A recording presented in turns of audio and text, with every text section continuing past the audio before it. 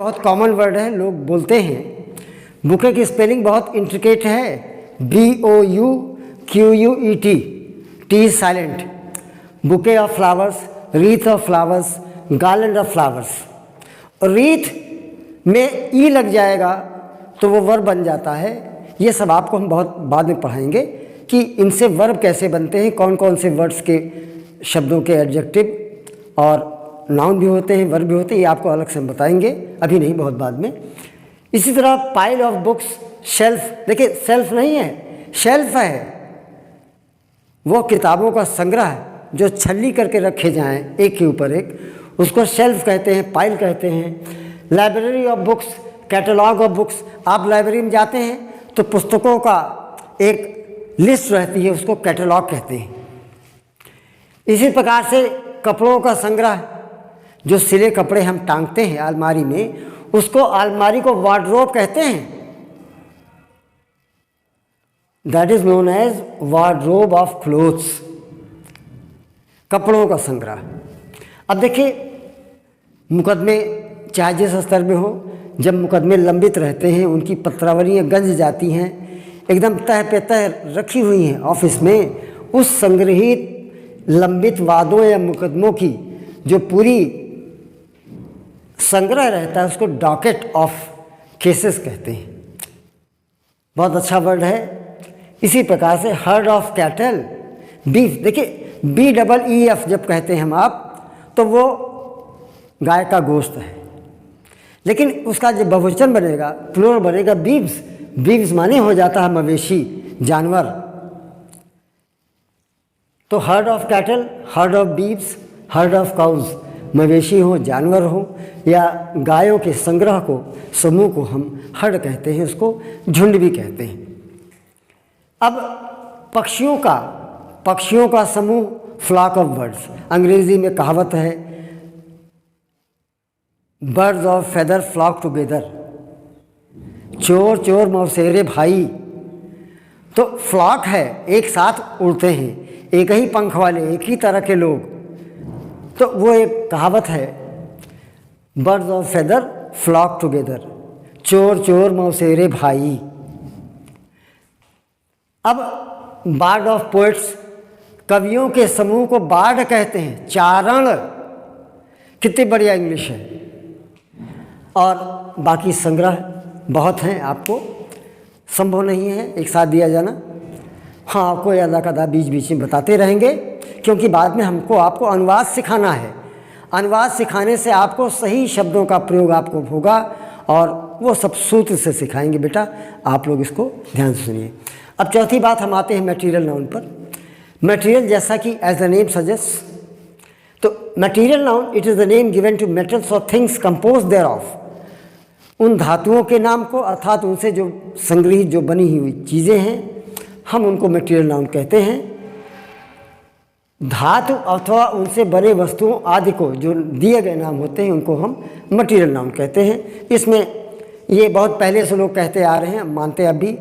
सोना है, चांदी है, गोल्ड, सिल्वर, कॉपर, ब्रॉन्ज, ये सब हैं। लेकिन एक ख़ास बात यह है, it is a latest development. अभी 10-15 साल से जितने भी इमारती चीज़ें होती हैं, सीमेंट है, बिल्डिंग मटेरियल जैसे ईंट है, पत्थर है, ये सब आजकल ये मटेरियल नाउन के तहत आ गए। इसलिए ये नोटा बेनी, ये देखिए, ये it is a Latin word, ANB। नोटा बेनी means, its full form is नोटा बेनी, टू बी नोटेड वेल। जिस वर्ड में BEN लग जाए वो लैटिन वर्ड है। इसके माने होता है गुड, ऑस्पिशियस, शुभ, अच्छा। इसीलिए ANB का अंग्रेजी में इसका जो अर्थ है टू बी नोटेड वेल, अर्थात अच्छी प्रकार नोट किया जाए। ये भी आपको याद रखना चाहिए, तमाम किताबों में हर जगह दिया रहता है। वो मैंने आपको फुल फॉर्म बता दिया। तो even building material like brick, stone, cement, they are suppose to be material noun. अब इसके बाद हम आ जाते हैं एब्स्ट्रैक्ट नाउन पर। ये पांचवा है। It is the name given to such state और condition as is latent and inherent in any person or thing in such a way that it can not be separated there from, अर्थात किसी भी व्यक्ति अथवा वस्तु में वह गुप्त और अंतर्निहित ऐसी अवस्था जो उसमें अंतर्निहित हो और किसी भी सूरत में उस सत्ता से उस कंडीशन को, अवस्था को अलग न कर सके, ऐसी अवस्था को दिए गए नाम को हम एब्स्ट्रैक्ट नाउन कहते हैं। जैसे आपने कहा कि साहब दूध का मीठापन दूध से अलग नहीं कर सकते, आकाश के नीलेपन को आकाश से अलग नहीं कर सकते, चीनी के मिठास को अलग नहीं कर सकते, तो वो जो स्वीटनेस है चीनी की, वो स्वीटनेस एब्स्ट्रैक्ट नाउन है। आकाश का नीलापन, जो ब्लूनेस है, उस आकाश से अलग नहीं कर सकते।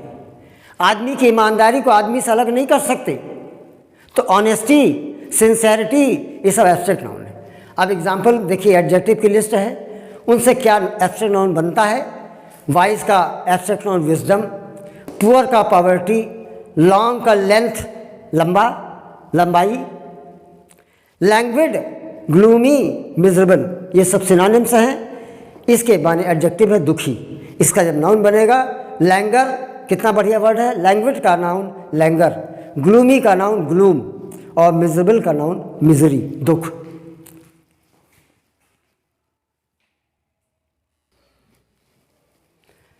देखिए इसी तरह अब हाई माने ऊंचा, ऊंचा का ऊंचाई हाइट हो जाएगा, स्पेलिंग वेरिएशन होता है। कैंडिड, फ्रैंक, देखिए कहते हैं बहुत फ्रैंक लड़का है, बहुत फ्रैंक बच्चा है, बहुत फ्रैंक लड़की है, तो विशेषण है। मुंहफट, और मुंहफटपन जो होगा, कैंडिड का नाउन देखिए कितना बढ़िया वर्ड है, कैंडर। लैंग्वेज जैसे दुख था तो लैंगर दुख हुआ, तो उसी तरह कैंडिड मुंहफट, और जो मुंहफटपन आएगा वो गुण होता है, वो कैंडर, CANDOUR। इसी तरह फ्रैंक है तो फ्रैंकनेस, बड़ी फ्रैंकनेस है इसमें, आउटस्पोकननेस। अब देखिए beautiful, executive, they are both synonyms. Gorgeous भी कहते हैं, तो आजकल तो बड़ा लोग कह रहे हैं बड़ी गॉर्जियस है, तो ब्यूटीफुल, एग्जीक्यूटिव माने सुंदर, इनका नाउन बनेगा एब्स्ट्रैक्ट नाउन ब्यूटी, एक्सक्यूजिटनेस, एक्सक्यूजिटनेस। अब इसी तरह गॉर्जियस, गॉर्जियसनेस। अब जैसे गॉर्जियस था तो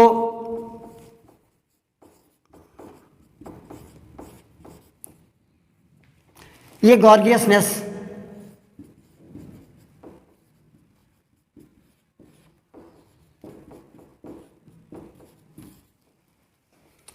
ये सौंदर्य है, सुंदर है तो सौंदर्य, ब्यूटी, एक्सक्यूजिटनेस, गॉर्जियसनेस। अब देखिए ऑमनीसाइंट, सर्वज्ञ से भगवान के लिए आता है। ऑमनीसाइंट माने सर्वज्ञ, और सर्वज्ञता आएगी तो ऑमनीसाइंस। इसी तरह ग्लैमरस, स्प्लेंडिड, तो गौरवशाली, बड़ा ग्लैमरस है, और उसमें जो आभा या चमक जो होती है नाउन, उसको हम ग्लैमर कहते हैं। स्प्लेंडिड का नाउन एब्स्ट्रैक्ट नाउन स्प्लेंडर है, SPLENDOUR। अमेरिकन इंग्लिश में DOR रहता है, इसमें आप कंफ्यूज न किया करें। जैसे कलर में COLOR, वो दैट इज़ अमेरिकन इंग्लिश, लेकिन इंग्लैंड में COLOUR होता है। हम आपको बाद में बताएंगे। ये इग्नोरेंट और नेसाइंट, ये दोनों माने अज्ञानी, और इग्नोरेंट का एब्स्ट्रैक्ट नाउन इग्नोरेंस, अज्ञानता, और नेसाइंट बहुत अच्छा वर्ड है, इसका नाउन बनेगा नेसाइंस, अज्ञानता। बहुत अच्छा वर्ड है, इसको आपको तैयार रखना चाहिए। तमाम बहुत अच्छे अच्छे द हिंदू अखबार में आते हैं, तो वहाँ पर नेसाइंस ही आता है। इसके अलावा देखिए एक वर्ड और है, हम आपको बता दें, बिनाइटेड। बिनाइटेड माने भी होता है अज्ञानी, और इसका बिनाइटेडनेस,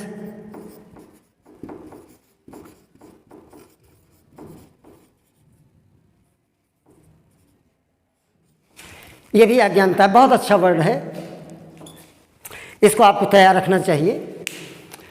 तो अज्ञानी, इग्नोरेंट, नेसाइंट, बिनाइटेड,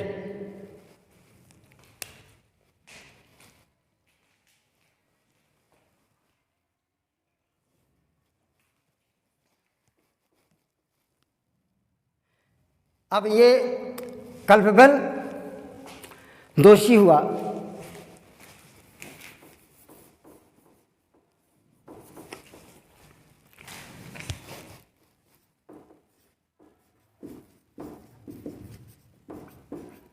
इसका जो नॉन बनेगा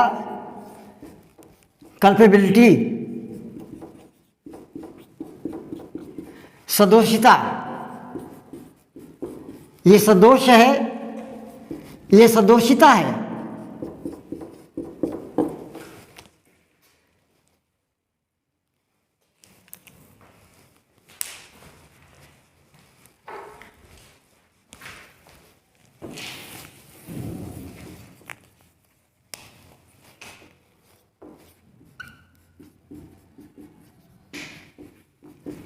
इसका नाउन बनेगा कल्पेबिलिटी।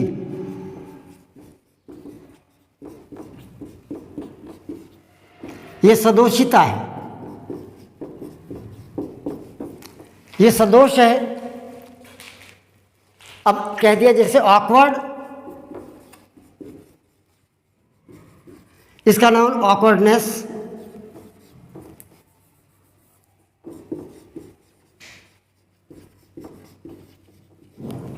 क्लमजी,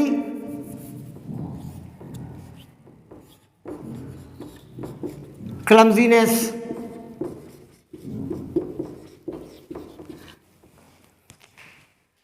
अब ये देखिए, ऑकवर्ड से ऑकवर्डनेस, क्लमजी से क्लमजीनेस, ये इसके एब्स्ट्रैक्ट नाउन है। और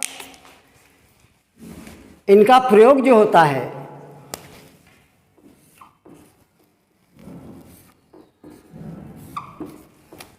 इनका प्रयोग जीवन में बहुत उपयोगी होता है। हमको इसको आपको जानना चाहिए। अब ये सारे वर्ड्स आपके एडजेक्टिव से एब्स्ट्रैक्ट नाउन बने हैं और इनको आप तैयार करें। और आज की क्लास यहीं तक। नेक्स्ट वीडियो में हम आपको और नई चीज़ लेके आते हैं। My best wishes, my blessings to all of you. If winter comes can spring be far behind. With these prophetic words, ऐसी भविष्यवाणी शब्दों से मैं आज का क्लास समापन करता हूं और आपको शुभकामनाएं देता हूं।